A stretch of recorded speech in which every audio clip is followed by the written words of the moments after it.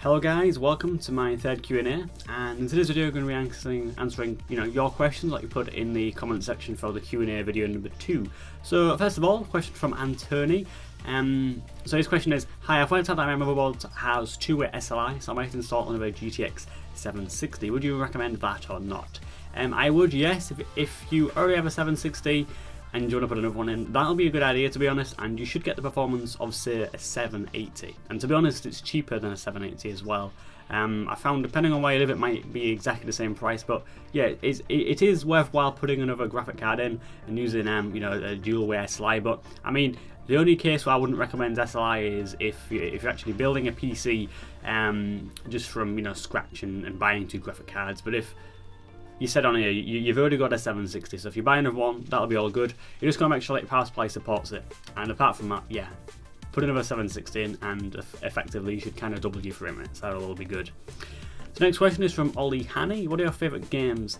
My favourite games at the moment have got to be Battlefield 4, Titanfall, and also The Crew, which is a new racing game. That comes out in November, but I've been able to play the closed beta, so that's pretty good.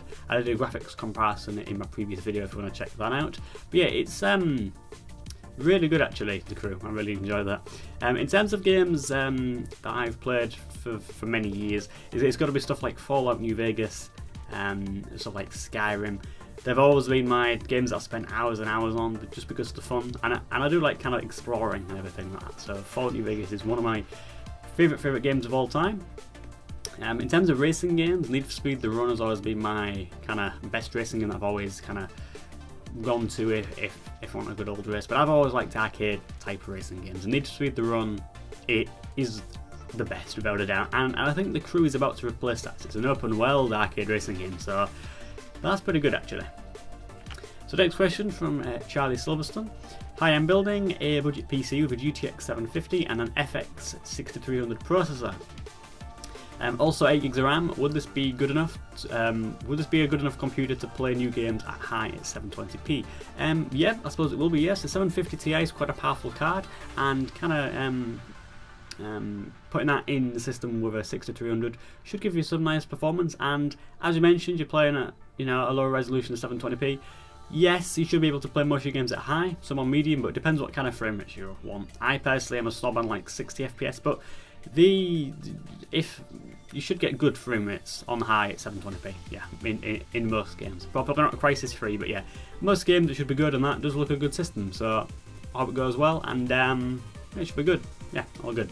So next question is from Eclipse Visions. Hi, wondering what computer I should get. Price range about 300 quid. So stuff that can run COD on Battlefield. To be honest, for 300 quid you could probably build a gaming PC that can play COD on Battlefield.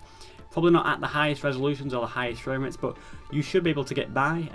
I do kind of do a series where I do PC builds every now and again, typically about every 5 months, but I did recently, about a month ago, a load of PC builds, and I did do a £300 one, so check that one out. I'll link that video in the description so you can find that. But yeah, you should be able to play COD on Battlefield fine with about 300 quid. As I said, not kind of like the highest frame rates and resolutions, but that should be pretty good actually. Yeah, 300 quid should be good. But yeah, links in the description for you if you're watching this. So the next question is from Cloud K. What is the equivalent of the next gen console graphics, i.e. high on 720p or medium at 1080p or ultra, whatever? To be honest, I believe the Xbox One has a graphic card similar to like a 750 Ti.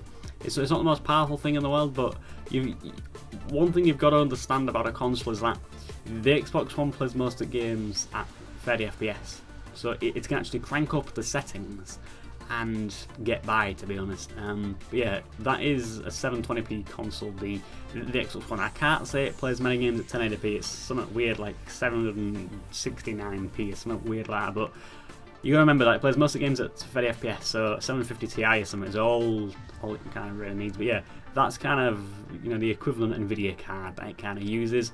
In terms of the PS4, that uses a more kind of powerful card, so a step up from the 750 Ti. I'm not sure what it is. I'll just scroll down this page.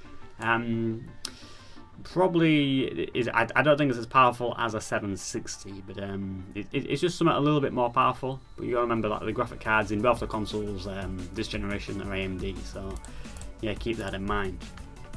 And that's going to be all the questions for today, guys. I hope they've kind of been interesting and you guys have kind of learnt something. You guys that answered the questions, kind of let me know what you think of my responses. Have they been good? Have I kind of given you enough guidance or whatnot? But apart from that, guys, yeah, thank you very much for watching. Hit the good old like button, subscribe, and if you want a question answering in my next Q&A, feel free to put them in the comment section below, and I should be able to get back to them in 2 weeks' time.